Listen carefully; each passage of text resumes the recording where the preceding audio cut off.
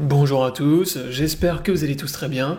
Aujourd'hui on se retrouve pour une nouvelle vidéo, donc je vous fais une vidéo d'analyse sur le Bitcoin, mais cette fois-ci sur plus grosse UT que ce que je vous fais d'habitude. Donc là on va voir vraiment le Bitcoin sur UT Daily Weekly, donc sur le chart du Bitcoin de TradingView, avec tout l'historique du Bitcoin. Et dans cette vidéo, voilà, je vais vous donner un peu mon sentiment sur le marché de Bitcoin. Est-ce qu'on va repartir ou pas? Est-ce qu'on est en fait en train de repartir dans un bear market ou non? Donc voilà, c'est l'objet de la vidéo. Je vais vous présenter un peu mes différents scénarios à court terme, moyen terme. Donc avant de démarrer la vidéo, comme d'habitude, si vous êtes intéressé par le trading des crypto-monnaies, je vous invite à me rejoindre sur la plateforme PrimeXBT. Donc PrimeXBT, c'est une plateforme de trading de crypto-monnaies qui vous permet de trade avec des effets de levier. Vous avez également du copy trading en automatique et vous avez également le yield qui vous permet de staker vos crypto-monnaies. Donc pour plus d'informations, vous retrouvez tous les liens dans la description de cette vidéo et vous avez tous les tutoriels sur ma chaîne YouTube. Maintenant, on va analyser le graphique du Bitcoin, le chart du Bitcoin donc en weekly. Donc là, vous avez le graphique sur UT Weekly, donc tout l'historique du BTC depuis 2010. Donc voilà, vous pouvez observer les différents cycles sur le Bitcoin. Donc là, vous avez tous les cycles. Donc premier cycle ici durant 2011, deuxième cycle, troisième cycle.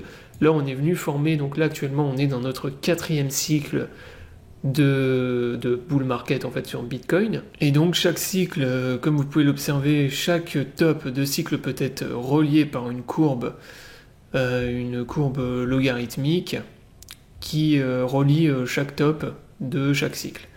Donc là, voilà, vous avez la courbe en fait, c'est celle que j'ai tracée tout en haut. Et en théorie, c'est ce que je vous ai dit dans une vidéo que j'avais sortie quelques mois. Normalement, si on relie en fait les tops de chaque cycle avec la courbe, on voit que là, on n'a pas vraiment encore tapé le haut de la courbe, qu'il manquait quelque chose, et c'est la raison pour laquelle moi je restais bull sur le Bitcoin tant qu'on restait au-dessus du niveau des 37 000, 38 000 dollars. Donc ce qui là n'a pas été le cas, là ça a été break. Donc maintenant on va essayer de voir un peu sur BTC, donc en weekly, qu'est-ce qui s'est passé, est-ce qu'on peut essayer d'anticiper. Donc là déjà sur le graphique en weekly, qu'est-ce qu'on observe? Donc ce qui est flagrant déjà, c'est la résistance qu'on a ici. Donc là on a toujours la résistance de notre ATH au niveau des 65 000, on va dire dans la zone des 65 000, 70 000 dollars. Ensuite, on a eu la grosse correction du mois de mai, on est reparti dans une tendance haussière, dans un canal, et on est venu faire un deuxième ATH, donc double top sur BTC dans cette zone. À partir de là, on a été rejeté violemment. Là, on a toujours au niveau du support la zone de support majeure ici au niveau des 30 000, 29 000 dollars. Donc c'est la zone qui avait relancé la tendance acheteuse durant le mois de juillet-juin. Là, en fait, clairement, c'est ce qui saute aux yeux, c'est ce qui frappe quand on vous regardez en fait en weekly, c'est que pour moi, pour l'instant, on consolide en fait à l'intérieur d'un range. Donc, c'est pour ça que moi, en fait, je suis plus bull sur Bitcoin, parce que pour moi, au mieux, on va rester bloqué à l'intérieur du range pendant encore plusieurs mois. C'est-à-dire qu'en fait, on a le Bitcoin qui va faire des pump and dump à l'intérieur du range. Un coup, il va monter, un coup, il va descendre, et il va faire ça du yo-yo pendant plusieurs mois. Et en fait, on va venir former une énorme zone de congestion, en fait, un énorme range à l'intérieur de cette zone. Et à partir de là, ce qu'il faudra surveiller, comme d'habitude, c'est l'extraction du range. Si on repart dans une tendance haussière plus tard, le range forcément il va être break vers le haut, ça relancera le bull market, et bien évidemment en anticipation vous pouvez racheter les supports, donc dès qu'on va venir se rapprocher de la zone de support du range, ça sera toujours une bonne opportunité pour acheter des crypto-monnaies en mode buy and hold, même si vous êtes un holder, pour accumuler, il vaut mieux attendre qu'on soit le plus près possible de la zone en bleu. Et comme ça, plus tard, si on a une extraction de notre zone, et si on repart dans un bull market, vous les aurez achetés à un bon prix. Donc ça, on va dire, c'est le scénario, on va dire, très probable de congestion, d'accumulation, de consolidation à l'intérieur du range. Si par contre on repart dans un scénario de type Dead Cat Bounce, ça va être à peu près la même chose, grosso modo. On va venir retaper le support des 30 000 $, on va faire des sommets de plus en plus bas, et plus tard, il y aura une cassure du support des 30 000 $. Ça va être le scénario de type Dead Cat Bounce. Là, celui-là, il sera facile à anticiper parce qu'on va commencer à faire des sommets de plus en plus bas. On va venir taper à chaque fois à la zone de support ici en bleu.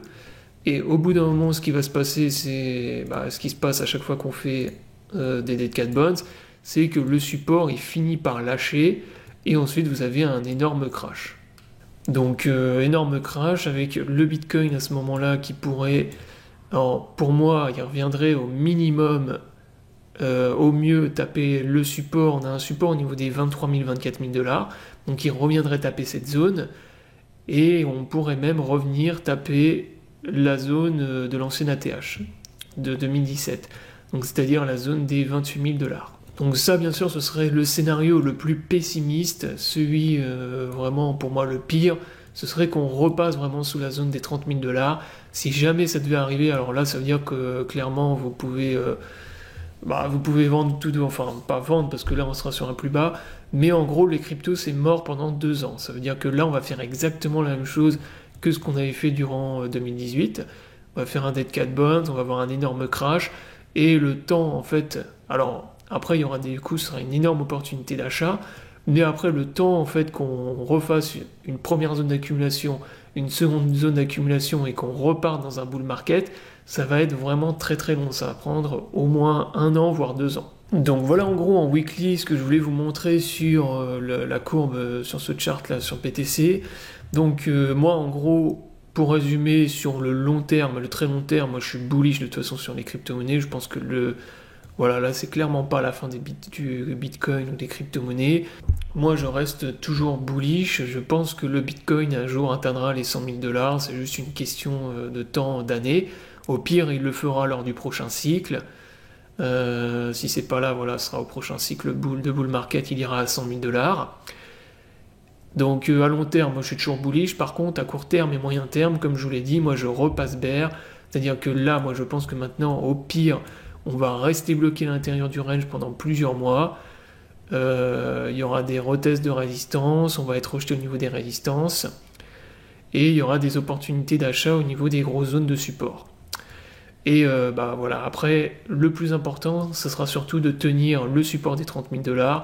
Si on repasse sous ce support-là, comme je vous l'ai dit, les cryptos, c'est mort pendant 2 ans, c'est-à-dire qu'on va être dans un bear market où vraiment on va être bloqué dans un range pendant 2 ans. Il faudra attendre au moins 2 ou 3 ans avant de repartir dans un truc bullish. En gros, il faudra attendre le prochain halving du Bitcoin en 2024. Donc moi, ça sera 2023, en gros 2024, la prochaine grosse tendance haussière sur Bitcoin et les cryptos. Et à ce moment-là, on pourra ensuite, plus tard, repartir dans une tendance haussière une fois que le Bitcoin aura été vraiment survendu et qu'on commencera à avoir des grosses zones d'accumulation, former à nouveau des zones d'accumulation comme en 2019 et en 2020. Voilà, donc la vidéo est terminée, j'espère qu'elle vous aura plu, donc je vous invite à vous abonner à la chaîne pour ne pas rater les prochaines vidéos. Je vous souhaite à tous une bonne journée et à bientôt pour une prochaine vidéo.